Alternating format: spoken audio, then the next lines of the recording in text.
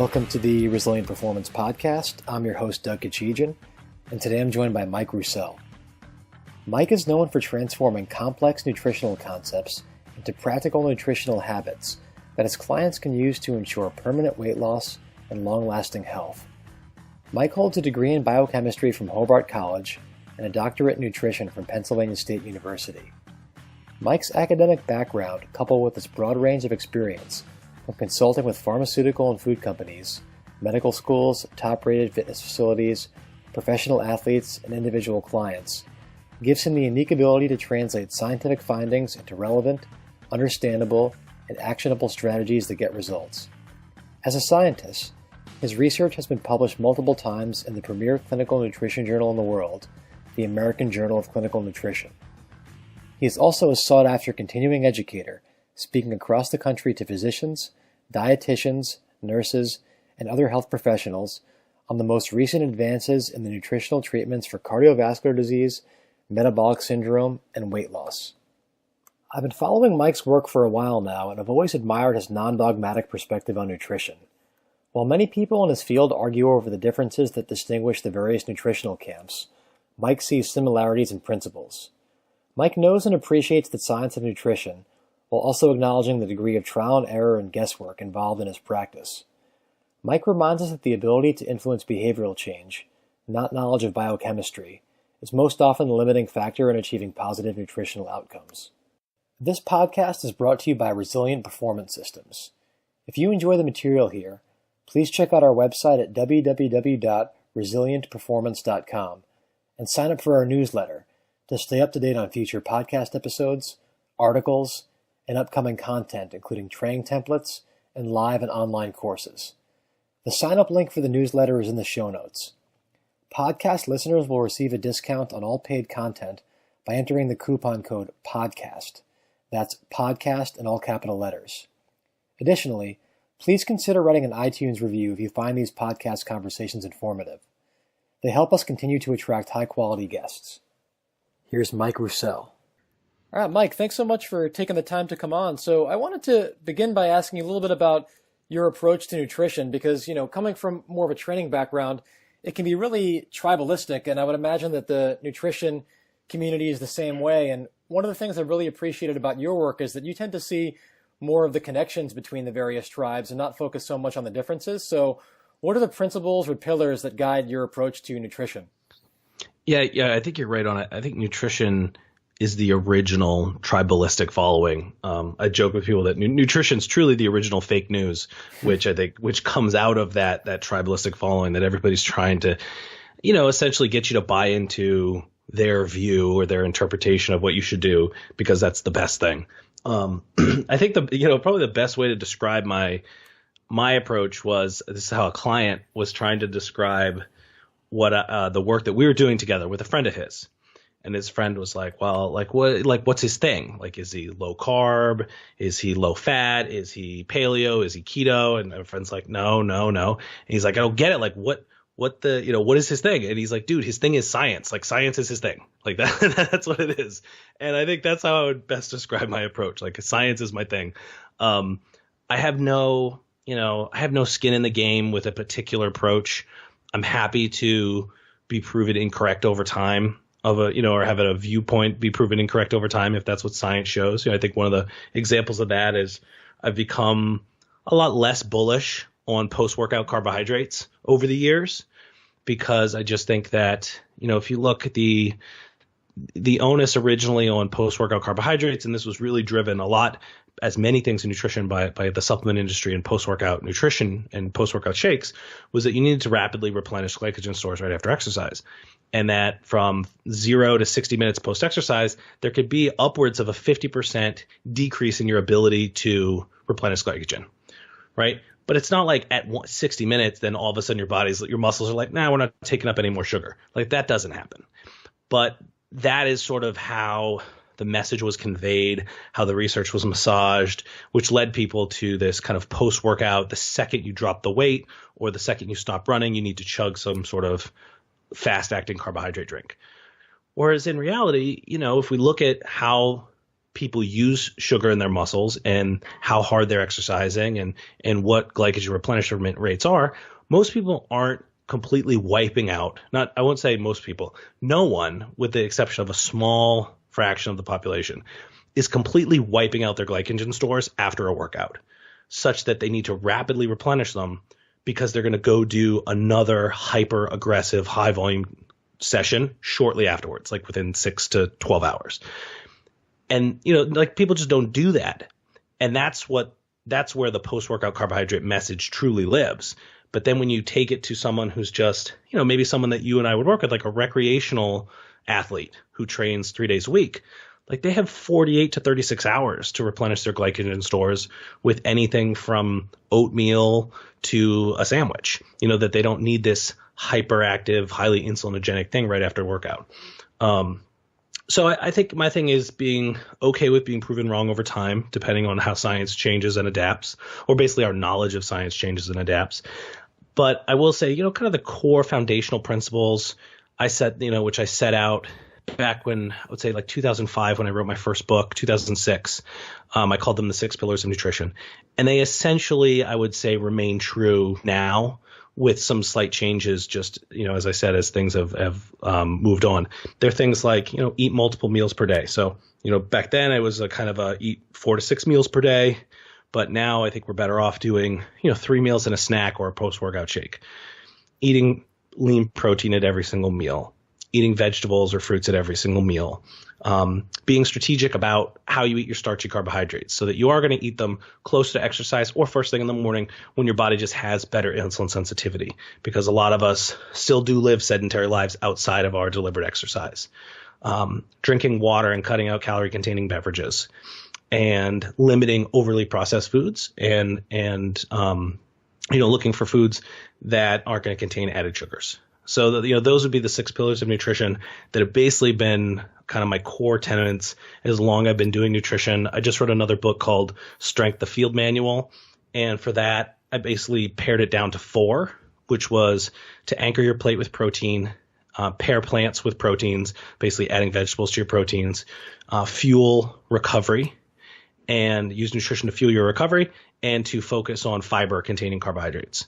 So essentially a different version of the 6 pillars of nutrition, but a little bit more of a honed message. But as you can see, it is essentially the same message. And so those are really the core foundational principles of what I see as important in nutrition. Yeah, what's cool about that is you're not saying that there's like this ideal macronutrient ratio people have to subscribe to. You're giving some guidelines, but in a way what makes it fun and interesting is that it leaves people some leeway for interpretation and flexibility, which I know that you've talked a lot about complex systems and adaptability. And if you're very, very specific in what you prescribe, then if that prescription doesn't work for, those very confined set of circumstances, then you're not really that adaptable. So kind of along the same theme, we often hear about how there's this difference between eating for health and eating for performance. Do you think that's really a thing in your opinion?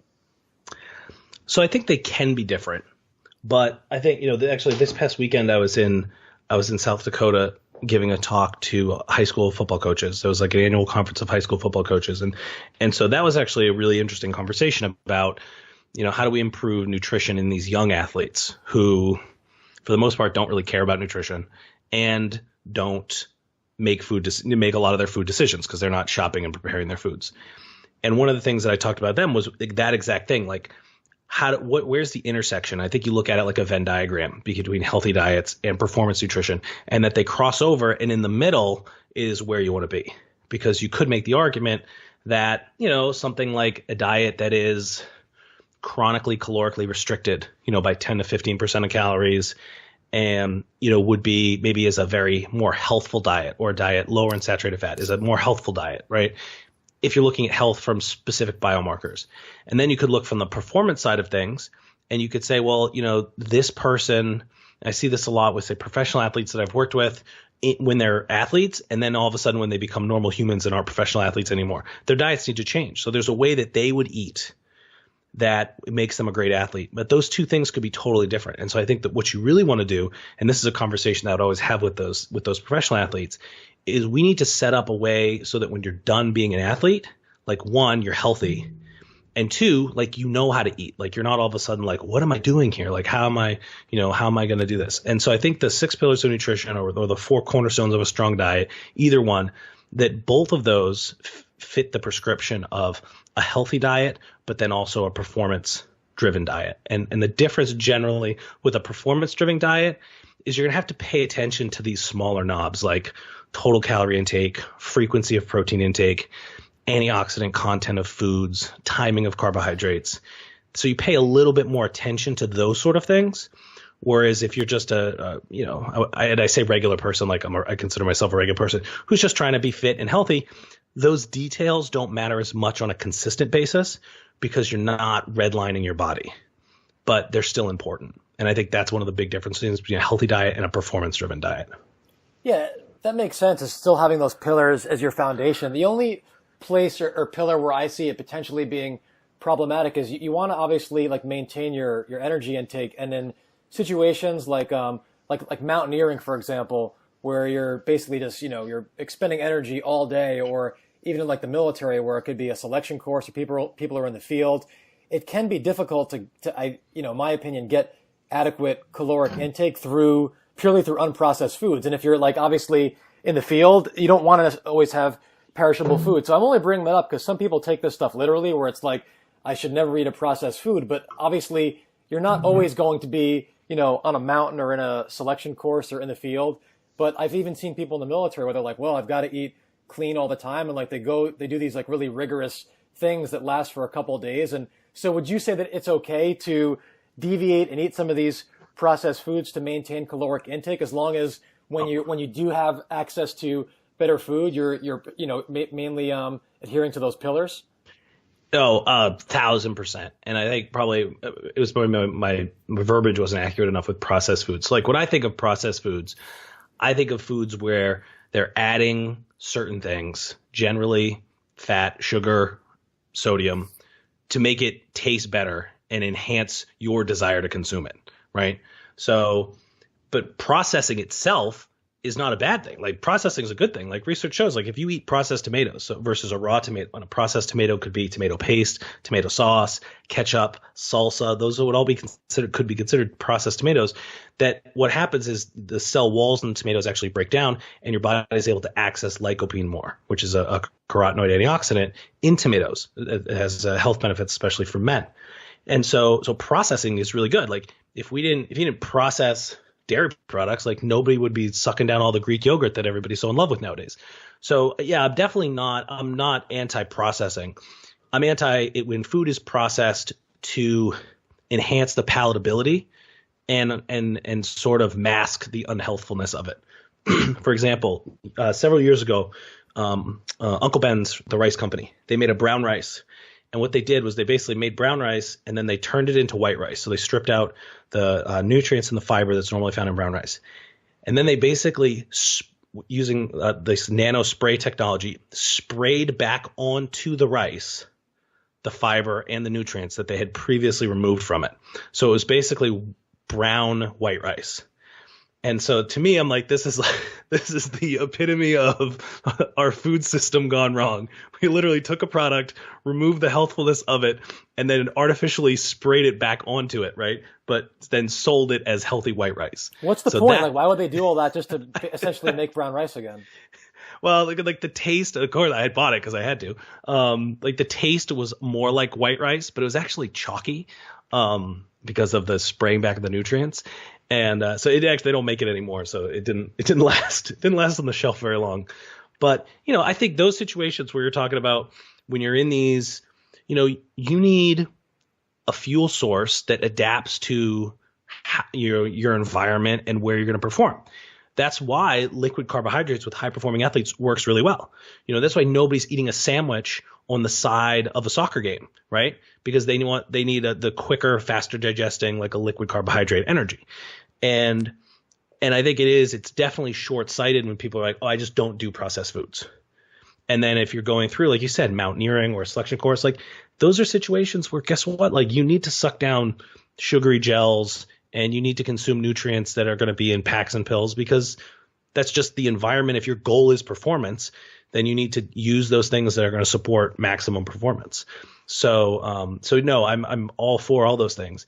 And I think that's part of navigating, is finding what are the right products to use to fit, your energy output. Because a lot of it, like you said, is you're expending a lot of energy. And so how can you efficiently replenish that lost energy so you can continue to perform?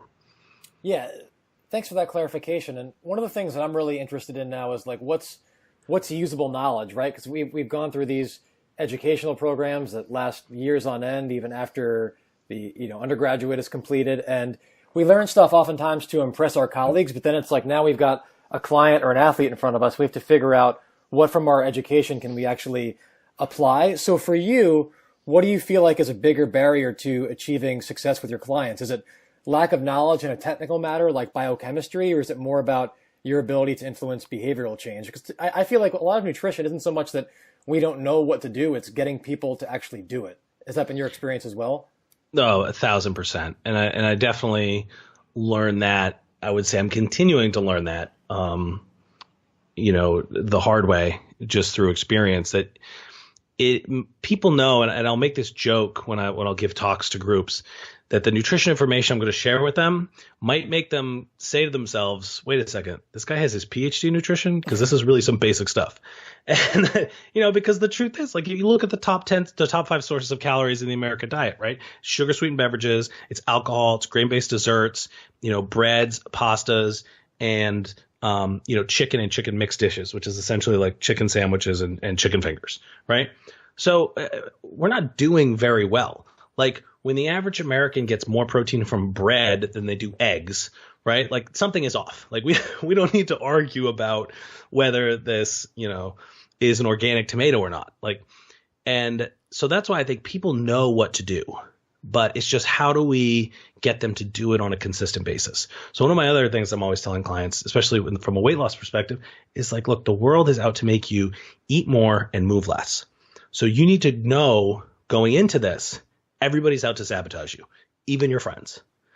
And I think it benefits you to have that chip on your shoulder, because when we create a diet plan or we get engaged with an exercise program, like, we get really excited. There's this huge, there's something exciting about putting together a diet plan on Sunday that you're going to go and crush on Monday morning, right? There's this huge dopamine release. But then once you start doing it, it's really hard, because, there's just a lot of things. Like, I had one of my mentors, when I left medical school, I went and managed a biochemistry lab, and my mentor there, she was the head of biochemistry at the UVM College of Medicine. And I remember her telling me, like, when I went back and saw her, like, she'd lost a lot of weight. And I was like, man, Paul, how did you lose all this weight? And she's like, you know what? I walked, 10,000 steps every day. And, people go on and off about 10,000 steps. Is it a gimmick or is it not? But basically, she drew the line in the sand and was like, this is going to interfere with my life. It's going to get in the way of meetings. But somehow I'm going to walk 10,000 steps every single day, which, if you live in Vermont, is very difficult to do that all year round. So she walked a lot of laps around the building, inside. And she was able to do it. And it was like that basic level of change and her commitment to the change that did it. It wasn't the fact that she's like a professor of biochemistry at the medical school that gave her some added knowledge. It was the basic stuff that we all know, but she just committed to do it that really made the difference. So I think nutrition is heavily behavior. And I struggled early in my career because I got into nutrition through bodybuilding, right? Those are people who are like disciplined mutants. And then when I was a graduate student, we ran controlled feeding studies, which are basically a subject shows up in the morning, they eat breakfast, which has been weighed, measured, and portioned for them, and they take a cooler with them full of food that's also been weighed, measured, and portioned. So when you do that for 5 weeks, right, you get you get results. Like, that's the point. The point is that we manipulate a diet in a very specific way. People only consume that food, and then we measure their blood on the other side and see what happens, and it's very cause and effect. But between bodybuilding and controlled feeding studies, those are very different from how, like, the average person actually lives their life. And it took a while for me to really catch on to that and start melding my approach. And I think part of it was early on, like, there was some innate desire of me to show my clients, like, I know a lot of stuff, right? Absolutely. And and so, like, I got to tell them all this stuff. And, even to the point where when I gave this talk in South Dakota last week, on the plane right out there, I scrapped like 20 slides because I'm like, these are so Like no high school football player cares about muscle protein synthesis change rates, right? And like, so I'm like still making these mistakes now, but I guess I have better awareness because I was able to catch it before I did that. And I replaced that whole section of the talk with a discussion about food culture and how we model our environment and who, and the eating behaviors of people around us and how it was important for them to set that. And, I think that was a more important message, which is a lot more behavioral than it was like, the rates of muscle protein synthesis, whether you're eating 90 or 30 grams of protein in a meal are the same and they increase 46%. They don't care about that stuff. But I feel like sometimes we feel compelled to share that information. Like you said, because we spent so much time learning and then like we got to tell somebody about it. But it is more often than not, it's the behavior stuff. The conversations that I have with clients are very much like, hey, what happened this week and how can we fix it? Not you knucklehead, didn't you know that casein's a slow digesting protein and whey protein's a fast digesting protein? Like we never have that conversation. Yeah, it's almost like we learn this one language internally when we're doing our professional training, and we forget that we're going to have to speak a totally different language with the people we work with. So sort of on that note, what are some strategies that you implement to help facilitate behavioral change as it pertains to nutrition? So one thing about kind of like the language, I do think it's important. I think it's important to know, like, I mean, I'm obviously a big believer in education because I spent most of my life being educated, right? Like in an academic environment. And I think it's important that you do grow and have this wide breadth of knowledge base so that then you can just pull the important stuff. But as a professional, once you have all that information, it's constantly refining how you deliver that information is really the thing that's going to make or break you. And generally what I find is people who know less are oftentimes better at that and thus can be more successful in their careers than the people that know more, because if you know a lot, sometimes you can't get out of your own way. And so I think that's a really important distinction. But, with regards to the behavior stuff with clients, a couple things that I always try to do. I always do a very deep dive on what they do throughout the day, how they eat, how they choose their meals, how they're preparing their food, where they're getting it, all that sort of stuff. Like I call that food logistics. Like how do you get the food that you want to eat in front of you at any given moment? And to me, that's food logistics. That's like the behavior piece. So there's the nutritional quality of your food. And so there's the actual nutrition of the nutrients, and then there's food logistics. So I spend a lot of time on food logistics and looking at what are they doing right. So if they have like great support, they make breakfast every morning, maybe they prep, they eat lunch that was basically leftovers from dinner. Like those are really good food logistics strategies. So if they're doing those things, then what we'll do is it's more just tweaking what they're eating or how they're doing it. So maybe they're not having enough protein at breakfast. So figuring out how to get protein that they're going to eat. And so they can do that on a consistent basis. So one of the big knobs that I like to turn is taking something that they're doing and just changing it so it's a little bit better. So we're not trying to adopt a whole new behavior, but we're just trying to do something a little bit better than we were before. And that's a lot easier for people to grasp onto, because generally people think especially when they sit down with me for the first time, it's going to be, I'm going to tell them they can't drink wine. I'm going to tell them they can't drink coffee. It's like all these you can't do's. And so I am very against the don'ts. Everything is proactive. Let's do this. Let's change this, eat this. And so that language I think is really important, because the don'ts don't work. I have 4 kids that are 10 and under. Trust me, telling them don't do something, it does not work. It does not work. And adults are no different. And so I focus on the do's, focus on tweaking things that they're already doing and making them better. And then from a kind of a food logistics standpoint, really focusing on a limited number of things at a time and doing as much pre-planning as possible. And so I always feel like if we leave a session with a client and they'll say to me, like, that's it, like that's all we're going to do. If they will say that to me, at first I used to feel like insulted or concerned, but now I feel like mission accomplished, because if they feel like we're not doing enough, I know we're doing probably the right amount, because once they take that into their life, it's going to be very difficult for them to implement.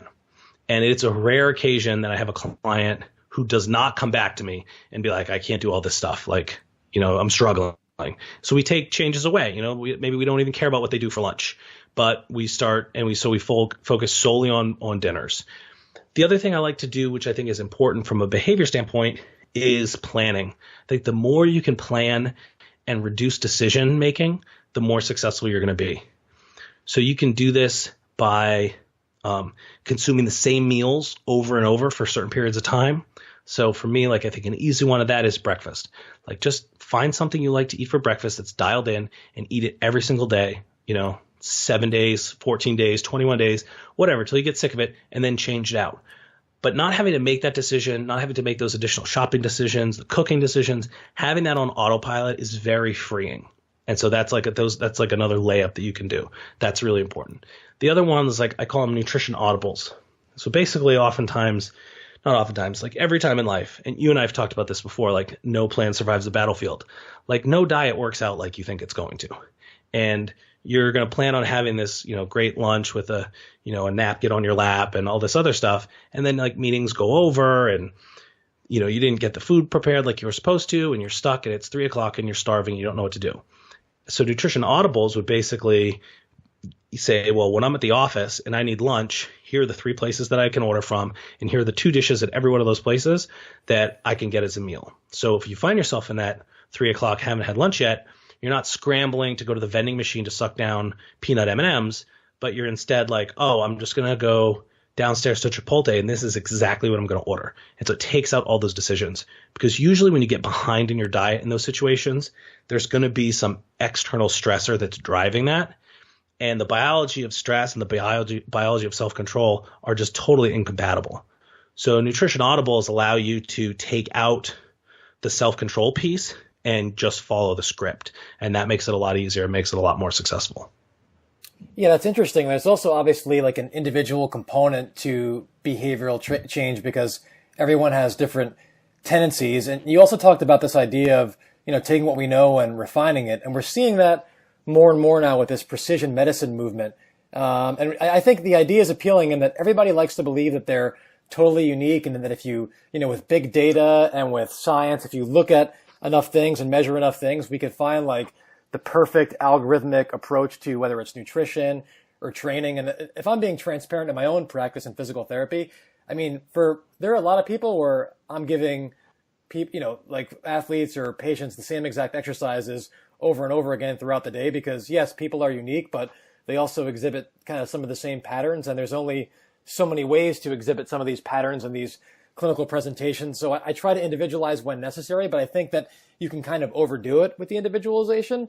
When it comes to nutrition, obviously for you, your foundation are those 6 pillars. When do you think it's necessary to look at things like individual biomarkers, whether it's blood work, stool sampling, even things like genetics, which are becoming more and more pervasive? When is this individualization as far as the biology warranted from a nutritional standpoint?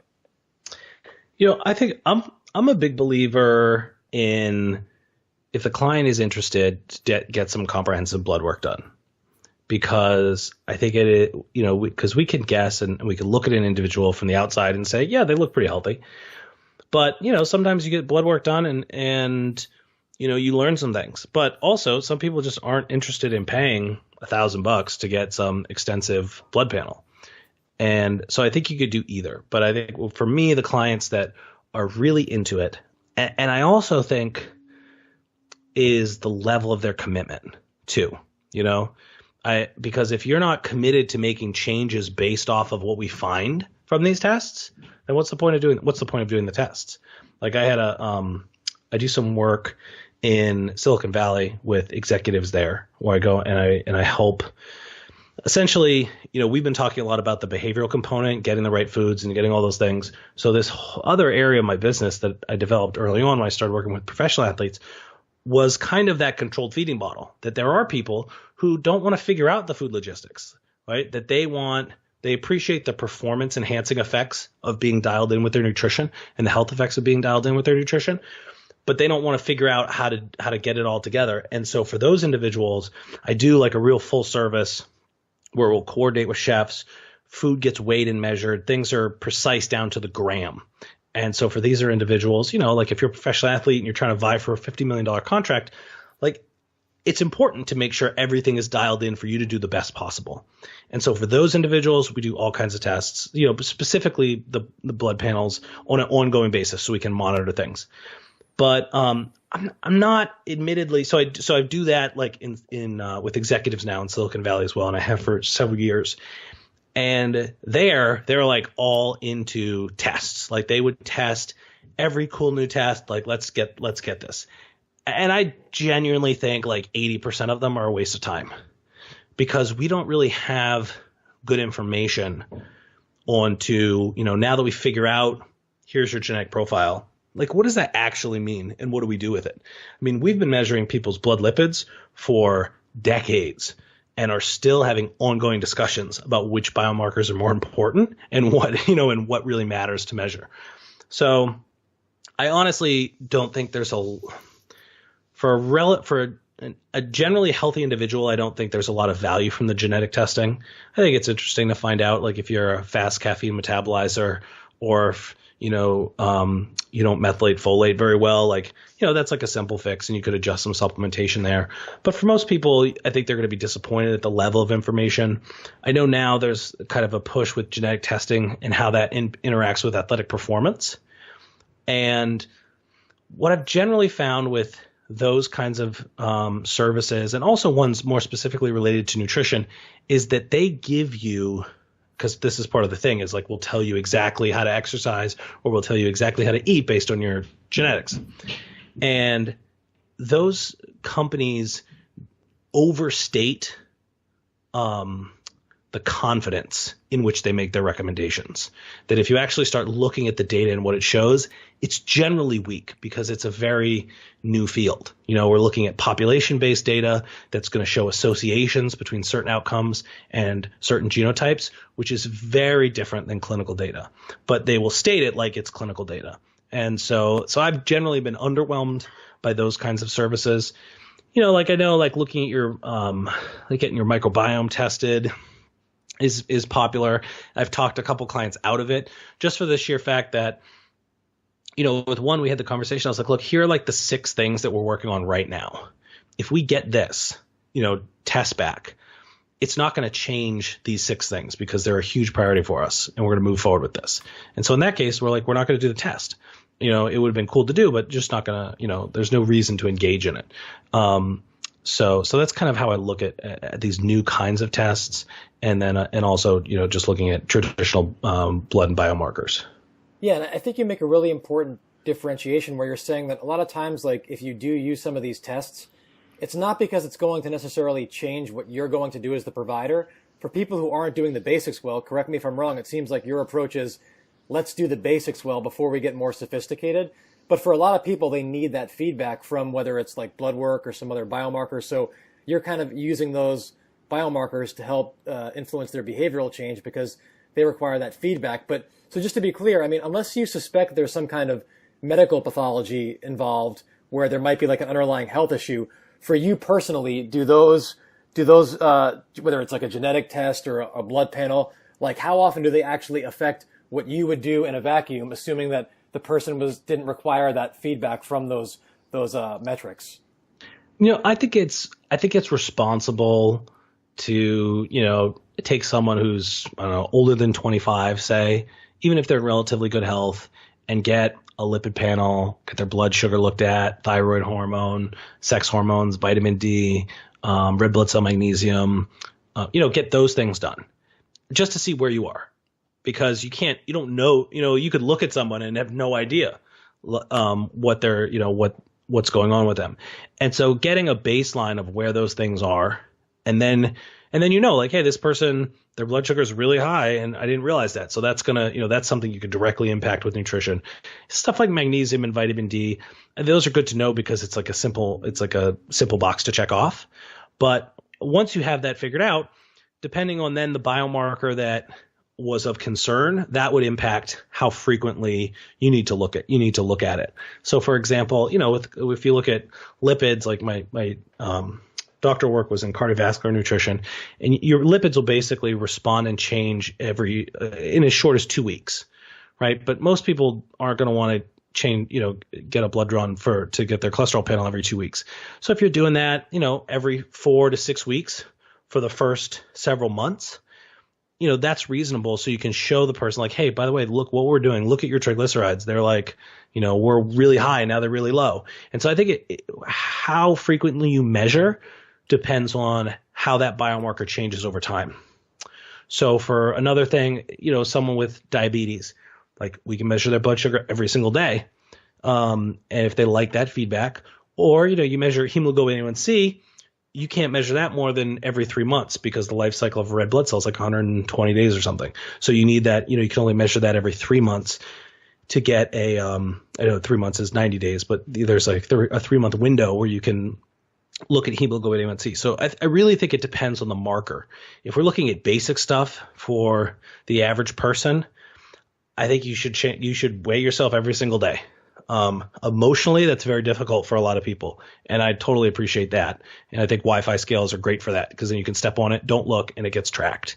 But just knowing, because your body weight fluctuates, there's a lot of short-term noise, that understanding long-term trends is really important.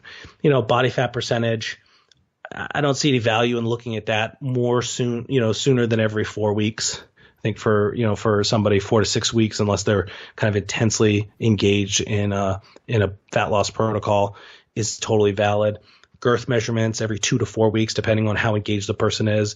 So I really think it depends on what the marker is that you're measuring is going to determine how frequently you look at it. Okay, and you kind of touched on this a little bit, and I'm not suggesting that it's not important to get lab work, but it's really more to screen for health problems and provide feedback than it is to like customize the nutrition per se. So what are the lab markers that you think it's important to periodically track? Because there's often a lot of confusion with something like cholesterol as an example, whether it even matters at all or what types we should measure. So without going into like 1,000 different ones, like what do you think for the average person who maybe wants to go to their primary care physician once a year and say, look, these are the markers I want to look at. What do you think are some of the big rocks? Well, I think if you get a lipid panel and you add to that, the blood sugar stuff, you're going to be good to go. So if you get a lipid panel, that's going to give you your total LDL cholesterol, HDL cholesterol, and triglycerides. It's also going to give you your with the blood sugar, you're going to get fasting glucose, you'll get insulin, and you'll get hemoglobin A1C. And that's going to give you, a really good picture of your metabolic health, and probably your insurance is going to cover it, especially if you just do it once a year. The thing about cholesterol, which is confusing to everyone, is that LDL cholesterol is basically deemed as like the bad cholesterol. And so the major, public health movement has been to reduce LDL cholesterol as much as possible. And, I think honestly, it's hard to say that that's the only thing, because a lot of times, and this goes when we were talking about the intersection between a healthy diet and a performance-based diet, like there are things that you could do to your diet to reduce LDL cholesterol that maybe are going to negatively impact other parts of your lipid panel. So for example, the main way to reduce your LDL cholesterol is going to be to reduce saturated fat in your diet. And thus, you're probably going to be reducing total fat in your diet. But reducing saturated and total fat in your diet is also going to decrease HDL cholesterol, which is considered your good cholesterol. So there's a balance there, And then you think about your triglycerides, which is basically a measure of the fat in your blood, not indicative of the fat that you're eating, but more of the types of carbohydrates that you're eating. And so unfortunately, there's not a good, simple way to say how, we're talking heart health specifically here. My heart health is really good. Like, here's a great lipid panel, because your doctor's likely going to look at your total cholesterol. Is it under 200? And then how low your LDL cholesterol is. And they're going to make that determination on those things. But I think it's important that you take a holistic look. Like, if your LDL cholesterol is, just moderate and your HDL cholesterol is really low, I think you need to think of what are those other lifestyle strategies? Maybe it is a little bit more saturated fat. It's more exercise. If you smoke, you got to stop smoking. Maybe you have 3 drinks a week. Like, those are all things that can boost your HDL cholesterol. If your triglycerides are high, start taking a fish oil supplement. Now, that could cause your LDL cholesterol to increase, because those omega-3s actually increase the size, but not the number of your LDL cholesterol. And it's almost like science wanted to confuse people even more, because when you look at your LDL cholesterol, there's both good and bad. So big LDL particles are considered good because they bounce around your blood vessels like balloons, whereas small LDL particles are bad because they get in between your vasculature almost like a bullet. So eating a refined high sugar diet and being overweight is a great way to get small, dense LDL cholesterol. So, I guess the thing is with your lipid panel is it's not as simple as this is the marker. I really think you need to take a holistic look at it. And most people's general practitioners are not going to give them that information, because I've had a gazillion conversations with people. Oh, I had my cholesterol checked. Great. What did the test say? My doctor said it's fine. I know, but what did it say? I don't know. They just said it was fine. Right. And I think that, we need to take our health into a little bit more of our own hands and figure out what is fine and what are all these things, because there are a bunch of different knobs that really are impacting heart health. Yeah, and I'm not being sarcastic when I say that the point of this podcast is to confuse people. And so there's really a lot to this stuff, and it's not always as simple as how the information is presented to us. And so what I want to do now is, I don't normally do this, but I want to have kind of a round robin rapid fire question series, because there's so much information about nutrition and so much dogmatism, and there are things that are maybe controversial that probably shouldn't be. So I want to kind of get into some of those now. So I guess the first one, and this might seem like a ridiculous question, is, do we really have to worry about eating too much fruit? Is this a concern? Because you hear from some people, well, fruit has fructose and you can OD on fruit. Do people have poor health because they're eating too much fruit? No. I mean, no, that's a great question, because people think you do. The only way you're going to get yourself in trouble eating too much fruit is juicing or smoothies. Because no human is going to eat 7 bananas in a day. Generally, I'm sure someone will, just to prove me wrong, right? But I probably eat a cup of frozen blueberries or frozen wild blueberries every day, and that's a fair amount in my mind. You sit down and eat that, it's a fair amount of fruit. And so I'm not going to sit and be like, oh, I'm going to have 4 cups. Nobody would ever have 4 cups of blueberries in one sitting. Unless they're freshly picked and it's in season, but it's not something you do every day. And so I think when you're talking about eating actual fruit, you don't need to worry about it. You need to worry about drinking fruit. That's going to be the issue. Okay. Next question is, when, if at any point, is eating legumes or beans a concern? You hear about things like phytates and lignans, and there's kind of some, in my opinion, fear-mongering when it comes to some of that stuff. Yes, I think it is more fear-mongering than anything else. I think your limit on bean consumption is when your spouse will no longer sit next to you. Okay. Then because of your gas production. But no, I think most people aren't going to consume, we're talking, I think it goes back, it's almost common sense. If you're going to have a cup of beans a day, right? Let's say you're going to have it with lunch, that's a fair amount of beans, maybe 2 cups. If you're eating more of a plant-based diet and you're not getting animal proteins, you might have to rely more heavily on that. But for the average person consuming that amount, no issues. No issue with phytates, lignans, anti-nutrients, all that stuff. It's more nutrition fear-mongering than anything else. Okay. And then how liberally do you allow people to eat dairy, and in what form? So whether it's full fat, low fat, another kind of maybe unnecessarily controversial topic is the whole dairy issue.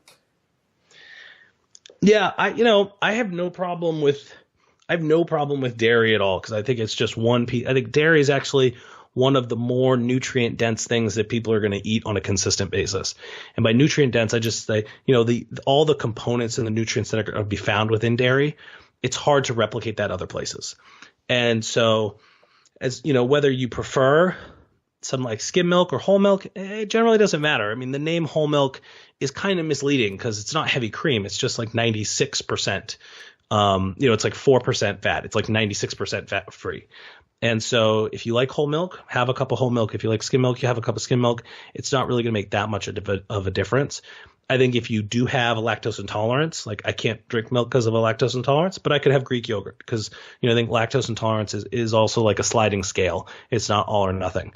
And I think people generally say, oh, I'm going to get healthy, so I'm cutting out gluten, I'm cutting out dairy. That just doesn't make any sense to me. Okay. When do you think people actually need probiotics? You touched on the gut health issue earlier. I think that they're valuable when we're dealing with times of intense stress, times if you're making big changes in your diet, times after you've been on antibiotics for a long time, or times that when you were traveling. So I think those are all good scenarios when you can. There are some other probiotics that actually do have specific physiological benefits. Like there is a certain strain that can actually reduce your LDL and total cholesterol. And so I think in those situations, you could get surgical, so to speak, with your probiotics. But, for the most part, if you're looking at improving your diet and making good steps to change your life to be healthier, your gut bacteria is going to follow with you with that. But it's that when we have these times of intense stress and change, that sometimes adding probiotics to your diet is going to give you a little bit of extra support. And I think, we were just talking about dairy. People generally just underappreciate the probiotics that are naturally found in yogurt, Greek yogurt, kefir, things like that you can get without having to supplement. Yeah, you mentioned your own lactose intolerance a second ago, and one of the things we hear about a lot about now is the food allergies. And I'm curious, because you've been a researcher yourself, how is this stuff tested? Because obviously, if you're lactose intolerant, if you drink enough dairy, you should notice that at some point. But when they study these food allergies, as far as I know, in the lab, they're not always just giving someone a food and then saying, "How do you feel?" which is more clinically meaningful. They're kind of taking, whether it's blood, and they're introducing some of these different allergens in more of a like a lab setting, and then saying that you're allergic. But at what point can we say that, well, we saw that in the lab, it's going to be meaningful when you actually eat it? So how is this stuff teased out empirically? It's very difficult. Food allergies are very difficult. There are a lot of companies now that are selling tests. It's a blood test that you take, and then they give you the specific diet based on it. And it sounds really good, but it's also sort of fake news. Lactose intolerance, I think this is a great example. So lactose intolerance is actually your body's inability to just break down lactose. You lack the enzyme in the appropriate amount to break down. So you're not actually allergic to dairy. Yeah. You could take a pill and have no problems. It's like if you eat, beans or broccoli or cabbage, and it gives you gas. If you take there's a product called Beano, if you take that, it gives you the enzyme and your body can digest that and you won't have any problems. The thing with the allergy testing is that it's just very imprecise. And what it basically does is it gives you, and I'm sure that there are tests that you would do, Doug, in these scenarios, it kind of points you in the direction where you need to start looking, right? And so that someone's going to take this test and they get back this sheet that is generally going to scare them because they're going to look at it and they're going to say, well, I can't eat anything, right? And I've had athletes where they're like, I had a food allergy test and I can't eat all these things that they enjoy. And I'm like, well, that kind of sucks, because I'm not an expert, so I don't know enough to refute that, but it doesn't leave them with a lot of options oftentimes. No, yeah, it's really depressing. But I will say I never in my career have I actually taken one of those and said, okay, that's what it says. Now we need to implement this diet and end of the story. Because it just doesn't work. What it does, I think it points you in the right direction. And you take the things that have strong red flags and we remove those from the diet and see, because generally somebody's getting a food allergy test, it's because they have some outward symptom that they're trying to figure out. So we remove the heavy red flags and we run with that for 2 to 4 weeks, depending on the severity of someone's symptoms, and then see how the body's responding. And then we'll slowly try to add back one of those foods at a time and see if they change, if their presentation changes at all. And it's slow and it's a monotonous, and a lot of people don't want to do it. And I've even had clients who have had severe food allergies. We've essentially cracked the code on what their problem, what the issue was, but they would choose to live with the symptoms that make them feel bad physically, then have to engage in this diet that's overly restrictive. So, sometimes it's even when you have the answer, it goes back to the behavior. People just, you don't necessarily want to do it, which is fine. I think it's just, everything's about choices.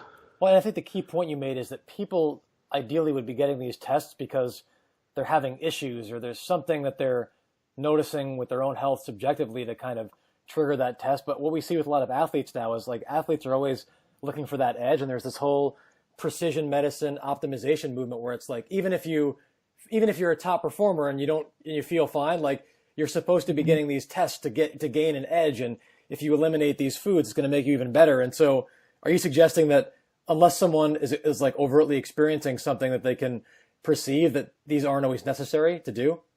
Totally. I've never I think you end up with a lot of false positives, and you potentially end up removing things that are going to help performance, or that, and so in the end you're hindering performance. I have never blindly said, let's get a food allergy test. It's always because of some sort of symptom that and it doesn't have to be, it could be something like chronic upset stomach, or digestive issues, rash, could be inflammation, but there has to be something that would say, let's do this test, because those tests are wrought with false positives. Okay. Now, another really controversial topic is supplements. So what supplements do you think are actually useful for health and performance, as far as like the ones that in your practice that you're prescribing the most often? I think with supplements, just for the sake of being quick, I think the things that we're always using are vitamin D, magnesium, generally for people who are athletic and active, zinc, curcumin, and fish oil if they're not a fatty fish eater. And those I would consider kind of the basics. Protein powder I don't really consider a supplement. It's more of kind of like a pseudo food.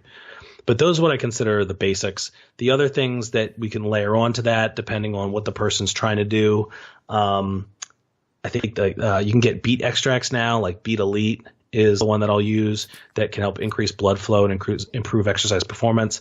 That's something that I'll have clients use. I formulated a memory and mental performance supplement called Nutine.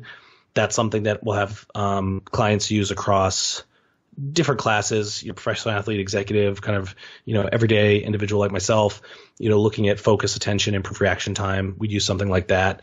But creatine monohydrate is something else that we would use. But I would say generally standard stuff. Every so often we'll move into things that like adaptogens, like ashwagandha or rhodiola rosea, for individuals who are under high chronic stress and are starting to really feel the effects of that. Okay. I think, the important thing I would say with supplements it's very important to focus on is the dose that you're taking and the frequency in which you take it, because people will take a supplement just because it says, this is a supplement, anti-inflammatory supplement, and they'll just take it. Right. But if it only has 100 milligrams of curcumin and you really need 1,000 milligrams, and it only has 200 IUs of vitamin D, but you really need 4,000, just because it contains the ingredients doesn't mean it's going to have the effect. And supplements that's just what they do. That's what supplement companies do. They underdose products because giving the full dose is expensive, but they'll still market like they have them. It's like if no one would ever take 50 milligrams of ibuprofen and expect to have pain go away. But they'll take a supplement that's, has 10% of what's needed by the active ingredient and expect for it to work. And so that's really the thing that people need to look at. That's interesting. And then, so when you prescribe supplements, how are you making that decision? Are you using biomarkers and blood work for that, or is it more kind of just based on food logs and instinct? We'll get it with certain biomarkers. Like if we could do things like we talked about the lipid panel before. And so you could supplement certain things based on lipid panel. Vitamin D, magnesium, if you have those tests, those are easy wins that you can do based on lipid panel. I find inflammatory markers to be generally unreliable as a good test, like blood test. Like I think CRP is terrible as a marker because it's just too general. So for those things, for other sort of supplements, it is more based on food logs and understanding what's going on in their life on a day-to-day basis. Like what kind of are they dealing with physiologically on a day-to-day basis? And then what supplements can help based on, the body of research that I understand. Okay.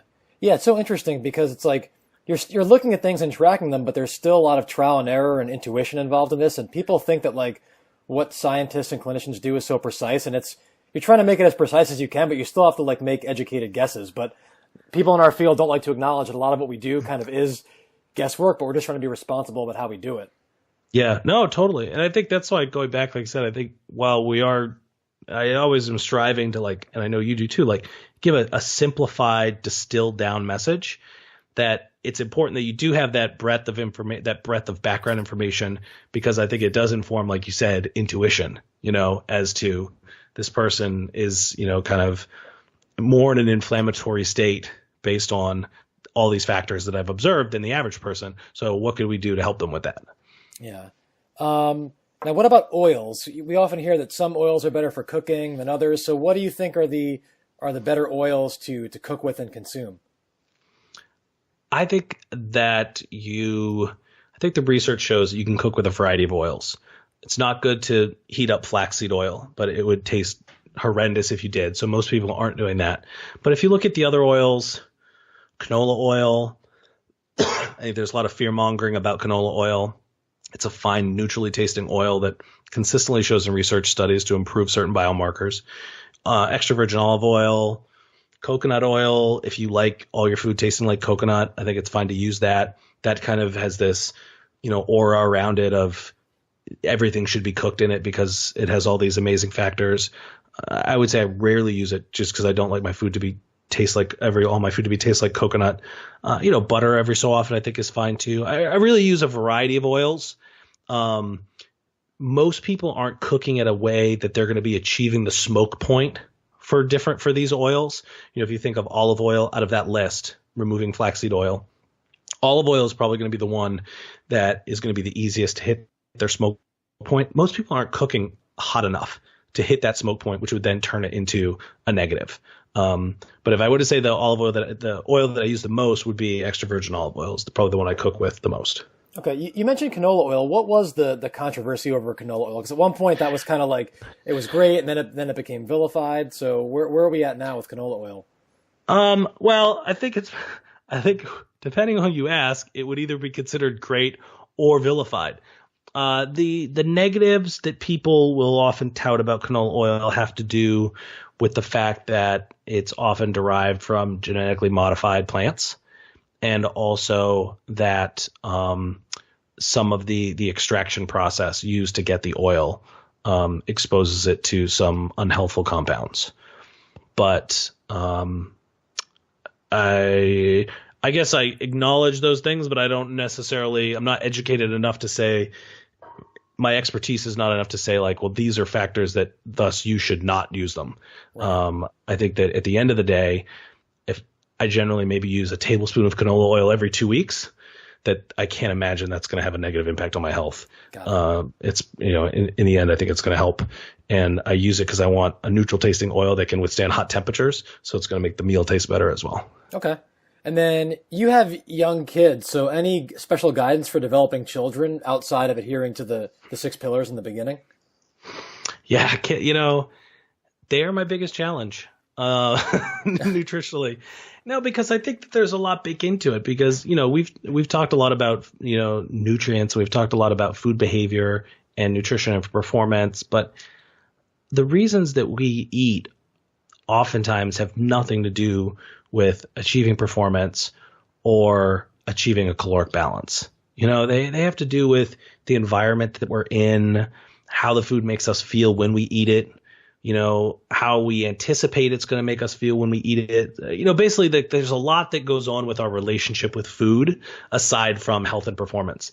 And I really think with kids, which what I've tried to do with our kids is to help create, positive experience of them with food. I'm very against like, this is a good food, this is a bad food. That, kind of going back to this, I like to talk to clients about the do's and not the don'ts. Like with our kids, it's always the do's. Like we do want to have protein in every meal. That when we eat, we always say, well, where are the vegetables? We do some of the don'ts, like added sugars. That we don't want to go crazy on candy and sweets and that sort of thing. But it's more of a focus on lean proteins, lots of fruits and vegetables, and we cook every meal at our house except for 1 or 2 a week maybe. So it's a lot of home cooking. So they see us there shopping for healthy foods, purchasing those healthy foods, eating it. I think a lot of the food stuff with kids is modeling that behavior. That we are going to eat the same thing that we're going to serve them, and vice versa. When they're younger, it's a little bit more difficult. They were definitely served a lot more macaroni and cheese than I would have consumed on a regular basis. But I mean, that's just also, I think also it's part of being kids. Like sit with parents at sporting events and different things, and they'll ask me like, "Oh, your kids, it must be so strict and this and this and this." I'm like, "No, like they're regular kids. Like when I was a kid, like I liked eating hot dogs and lollipops too, and I'm not gonna like not let my kids do that, because I think it has to do with just it's a long term play. Basically, it's a long term play with nutrition and kids and trying to help them make consistent good choices." I want to talk a little bit now about intermittent fasting. And my question to you, Mike, is do you think there are unique health benefits to intermittent fasting? The way that I see it, I think there's probably some benefit to varying your routine and introducing some planned randomness just so you're not a slave to food and you could possibly train yourself to perform under less than ideal conditions. But the intermittent fasting movement seems to be gaining a lot of traction, and I think one of the reasons for that is because there are unique benefits to it that are being advertised relative to some other ways of manipulating your nutrition or diet. So do you think it's actually the case as far as does intermittent fasting offer unique health benefits or any benefits beyond just this variation, which maybe in itself is good for other reasons beyond health? So this is a great question and basically gets at, what is going on with all this, the hype around intermittent fasting? Is there a benefit to fasting? Is it something you should be working in, or can you just continue eating your meals and staying on your plan as you would expect? So intermittent fasting is essentially just a different strategy for restricting calories. So research shows that intermittent fasting doesn't work any better than carbohydrate restriction or any better than a moderate carbohydrate-ly restricted plan that is executed consistently. So it really goes down to personal preference if you're looking to gain the biggest advantage from a weight loss perspective or from a consistency perspective. Some people find it liberating to not eat all day, and that's fine if you can do that. I would say there are a couple different things that you need to think about if you're going to be going on an intermittent fasting protocol. First thing is during longer periods of fasting, you're going to have smaller periods of eating. And so you're missing out on those opportunities to maximize protein synthesis. So you're going to need to eat more protein more frequently during your eating occasions. So that would be something if you're doing we fast all day and then at 2 o'clock, then that's when you start eating and you eat till, let's say, 8 o'clock. So you're going to need to eat more protein more frequently in that window than you would otherwise because you still need to meet your protein needs. But I think where the value comes in here, I don't have clients intermittent fast. I don't think it's a great strategy. I think people have trouble coming off of a fast and eating normally. I think that there just is this innate human drive. If you've haven't been eating, ghrelin levels are going to be higher, that you're going to eat a larger than normal meal. And so then if you overeat consistently in those scenarios, then you lose the benefit of the caloric restriction. There's data, there's a significant amount of data with Ramadan, which is probably the largest fasting database of information where people will fast from sunrise to sunset as part of the Muslim tradition. And there's data that consistently shows that body composition and weight doesn't change during Ramadan. So just because you are fasting doesn't necessarily mean you're going to lose weight. So if you eat a lot before the sun rises and if you eat a lot after the sun sets, it just makes up for not eating during the day. But one of the parts of this question that's interesting which Doug poses is this idea of, are we becoming a slave to our routines and to food? And is there a performance benefit?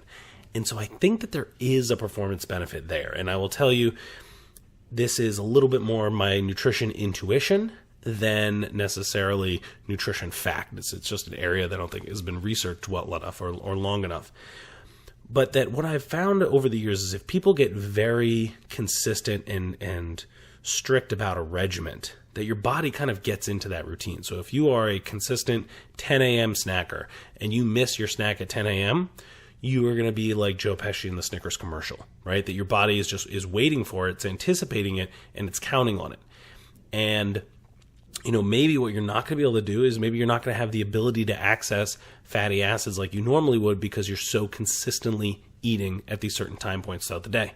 So what I will recommend, especially for individuals who like to do endurance events, who do like unpredictable, more kind of like outdoor hike stuff, or maybe tactical type professionals or athletes, that you need to be able to function under a variety of conditions. High-level performing athletes, you need to be able to function in a variety of conditions, both fed and fasted. So that I do recommend that you do engage in workouts and activity where you're going to be fasted. So maybe you get up and you have to train and you don't eat. So your body can respond. Your body has that ability to access free fatty acids and fuel yourself. Now, I don't recommend you necessarily are going to be doing this for periods when you have to perform, right? So you don't want to do it before a game. But I think it is worth doing it so your body can be in a position that it can perform at its best or as close to its best, regardless of that fueling situation. And this is really beneficial for people. And it really gets into this idea of metabolic flexibility, which is kind of a larger topic than this question. But by purposefully training in both the fed and the fasted state, you're going to help increase your metabolic flexibility, your body's ability to access efficiently both glucose and fatty acids as a fuel source. And I think when you do that, that's going to make you better all-around athlete.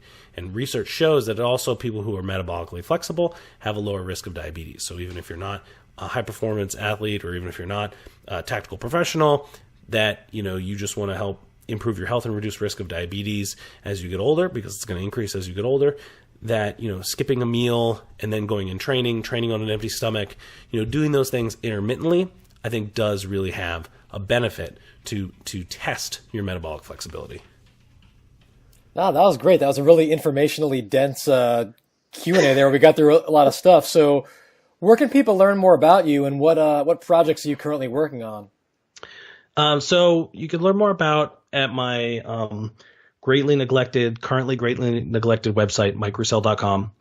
I have there links to a nutrition masterclass, which is a multi-day video course that I put together, which is free to take, that kind of outlines a lot of stuff about nutrition and behavior, a lot of things that we talked about. But there are handouts that go with that, worksheets. That's really great. So you can go and you can opt in and get that. That's totally free. One of my bigger projects that I've been working on is, I mentioned that supplement Neutein. It's Neutein. It's you can check that at neutein.com, but also at Amazon. Come June, we're going to have nationwide distribution in GNCs. And it's a supplement. It's not a stimulant, but it's backed by 12 clinical studies, human studies showing that it improves focus, attention, and memory. It can help you fall asleep faster at night. And it also helps filter out blue light, which is a wavelength of light emitted from, technology and screens that can interfere with sleep. So that's something I've been working on for years, and I'm pretty excited to get some retail distribution now with that coming up. All right. Well, thanks so much for your time. I know we've been trying to do this for a while, and I'm glad we finally made it happen. Yeah, no, me too. Thanks so much for having me. I'm a big fan of your show, so I appreciate you asking me to come on. All right. Thanks. Take care. This podcast is brought to you by Resilient Performance Systems. If you enjoy the material here, please check out our website at www.resilientperformance.com and sign up for our newsletter to stay up to date on future podcast episodes, articles, and upcoming content, including training templates and live and online courses. The sign-up link for the newsletter is in the show notes. Podcast listeners will receive a discount on all paid content by entering the coupon code PODCAST. That's PODCAST in all capital letters. Additionally, please consider writing an iTunes review if you find these podcast conversations informative. They help us continue to attract high-quality guests.